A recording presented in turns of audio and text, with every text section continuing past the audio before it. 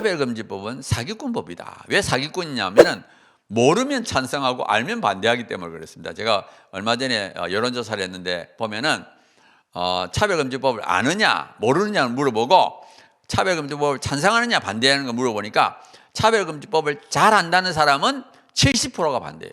반면에 차별금지법을 잘 모른다든지 처음 들어봤다, 그런 사람들은 찬성이 반대보다 많습니다. 그래서 이거는 모르면 찬성하고 알면 반대한다. 그리고 우리가 몇 가지 질문을 한 다음에 다시 물어봤습니다. 왜냐하면 그동안에 이제 남자가 뭐 여자 화장실 들어가는 걸 어떻게 생각하느냐, 남자가 여자 스포츠 경기에 참여하는 걸 어떻게 생각하느냐, 이렇게 한참 몇 가지 묻고 난 다음에 마지막에 다시 물어봤어요.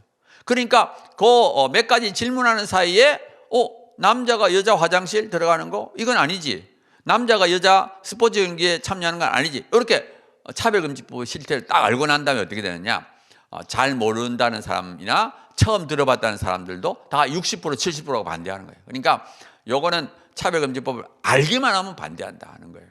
그런데 이제 문제는 뭐냐, 국민의 4분의 1만 알고 있어요. 국민의 25%만 차별금지법 실태를 알고 있습니다.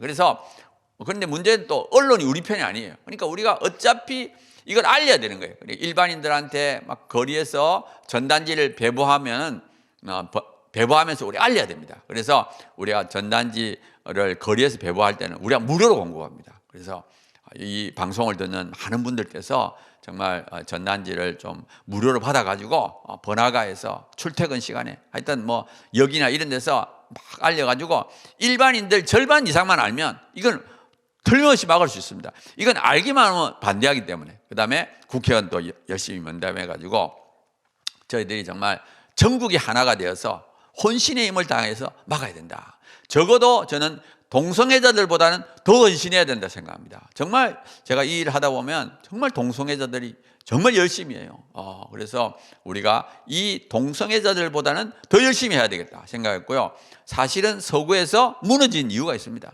이 무너진 이유는 이 기독교인들이 동성애자들보다 헌신하지 않았기 때문에 무너진 거예요. 그래서 저는 이 싸움이 논리의 싸움이 아니라 헌신의 싸움, 어느 쪽이 더 헌신하느냐, 열심을 내느냐에 따라서 결정이 나는 거예요. 그래서 이 방송을 듣는 한 분 한 분이 강령령해서 그 사람이 뭐 교육자면 교육자, 또 뭐 언론이면 언론인, 또 예술이면 예술인, 하여튼 각자 자기 영역에서 최선을 다해서 정말 하나님 나라를 위해서 헌신할 때 정말 이것을 막을 수 있는 거지, 정말 이거는 헌신하지 않으면 정말 이길 수 없습니다. 저는 이 동성애자들 보면 진짜 열심히 한다는 걸 알고 있어요. 그래서 우리 열심히 해야 된다고 생각하고요. 자, 두 번째로 제가 말씀드리고 싶은 것은 학생인권조례입니다. 서울 학생인권조례, 이거는 이제 차별금지법인데 학생들한테 적용되는 차별금지법입니다. 보면은 이 안에 이미 성적 지향 차별금지가 들어있고요, 성별 정체성 차별금지가 들어있고, 그다음에 성소수자 학생 권리를 보장하고, 또 종교를 강요하면 안 됩니다. 그러니까 기독교 학교라도 종교를 가르칠 수가 없어요. 그다음에 혐오 표현 금지. 그러니까 우리가 지금 차별금지법에 있는 뭐 여러 가지 나쁜 것들이 다 이미 들어가 있는 거예요. 서울 학생인권 조례 안에. 이게 만들어진 지가 10년이 넘었습니다. 그래서 우리가 이거를 막아야 되겠다, 없애야 되겠다, 이렇게 생각한 거예요. 그래서 올해 1월 달부터 조례 폐지 청구 서명운동을 시작했습니다. 그래서 요거는 이제 18세 이상 유권자 중에서 2만 5천 명만 서명을 해서 제출하면 됩니다. 그래서 하는 방법이 두 가지가 있습니다. 하나는 뭐냐, 핸드폰을 이용해서 온라인 서명. 그래서 이제 지금 QR코드가 있는데 QR코드를 이렇게 카메라를 탁 찍으면 핸드폰에 사이트가 링크가 됩니다. 거기 가면 이제 핸드폰을 어떻게 서명하는지. 근데 문제는 뭐냐, 이건 너무 어렵습니다. 나이 드신 분들은 참 하기 어려워요. 그러니까 젊으신 분들은 쉽게 이렇게 카카오톡 인증서도 받아가지고 그 다음에 하면 되는데, 나이 드신 분들은 좀 어렵습니다. 그래서 나이 드신 분들은 종이 서명을 해야 됩니다. 그래서 두 번째 방법이 종이 서명인데, 이 종이 서명도 조금 까다로워요. 그래서 두 단계인데요. 하나는 수임자 신청을 해서 수임자 권한을 받아야 되고요, 그 다음에 서명을 해야 됩니다. 수임자라는 것은 뭐냐 하면은 서명을 받으러 다닐 수 있는 권한을 가진 자예요. 그래서 원래는 대표가 한 명이거든요. 근데 대표 한 명이 몇십만 명 받을 수 없잖아요. 그러니까 그 고난을 위임을 받은 사람들, 그래서 뭐 위임 받은 사람들은 뭐 수백 명, 수천 명이 돼도 상관없습니다. 그래서 일단 수임자 신청서를 해서 수임자가 되고요. 그 다음에 이제 서명을 하면 됩니다. 근데 이 서명도 좀 까다로워요. 그래서 이거를 조금만 틀리면 결과적으로 무효가 됩니다. 그래서 우리가 이제 잘 요거 방식대로 보면은 요 옆에 보면은 이제 서명지가 나와 있는데 몇 가지 이제 주의점을 말씀드리면, 첫째, 이름은 한글로 적어야 됩니다. 그 다음에 또박또박하게 적어야 돼요. 이거를 흘려 적어가지고 이름이 뭔지 모르면 그거는 무효입니다. 왜냐하면 이걸 다 일일이 확인하기 때문에 그랬어요. 그 다음에 생년월일도 주민등록상에 생일을 적어야 되고요. 주소는 또 뭘 적어야, 도로명 주소를 적어야 됩니다. 옛날 주소 적으면 안 됩니다. 도로명 주소를 끝까지 적어야 돼요. 이건 뭐 중간에 가다가, 왜냐하면 이건 확인을 해야 되기 때문에 도로명 주소를 끝까지 몇 동 몇 호까지 다 적어야 되고요. 그 다음에 또 어려운 점이 뭐냐, 그러고 나서 마지막에 또 괄로 치고 옛날 동을 적어야 돼요. 웃기죠?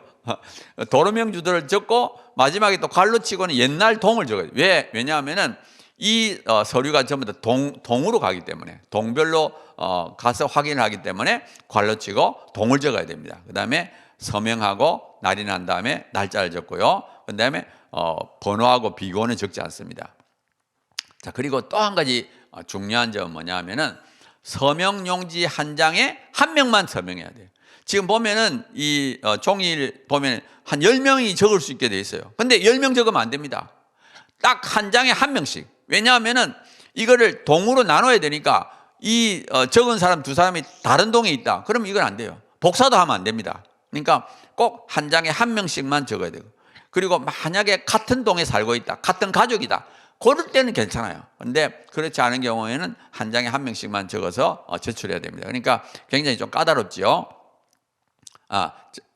잠깐만. 그래서 이제 마지막 슬라이드인데요.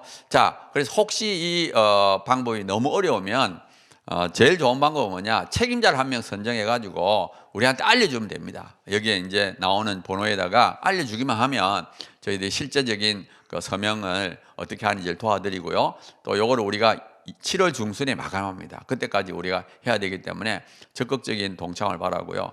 제가 아까도 말씀드린 것처럼 이 싸움은 헌신의 싸움입니다. 그냥 마음만 있고 행동하지 않으면 절대로 이길 수 없어요.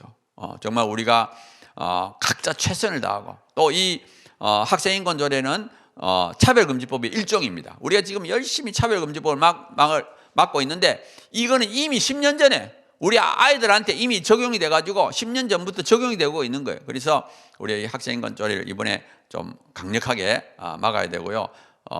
이번에 우리가 이걸 제출하게 되면 우리가 좀 많은 숫자를 해서 하면은 충분히 바꿀 수 있는 상황이 되었습니다. 그래서 적극적으로 협력해 주시고, 또 하여튼 우리가 최선을 다해서 최선을 다할 때 하나님께서 우리와 함께 하여 주셔서 우리를 이끌어 주신다고 생각하고, 제가 아까 말씀드렸듯이 저도 사실은 이쪽에 전혀 문외한이었어요. 동성애라든지 차별금지법 전혀 모르던 저를 그냥 2006년도에 우연히 신문을 보면서 이 일에 뛰어들게 되었고요. 그 다음에 정말 약한 나를 하나님이 붙잡으셔서 또 이 일에 전념하기도 하고, 또 아까 말씀드린 것처럼 한참 몸이 안 좋았을 때 2012년도부터 적극적으로 이 일에 제가 뛰어들었고요.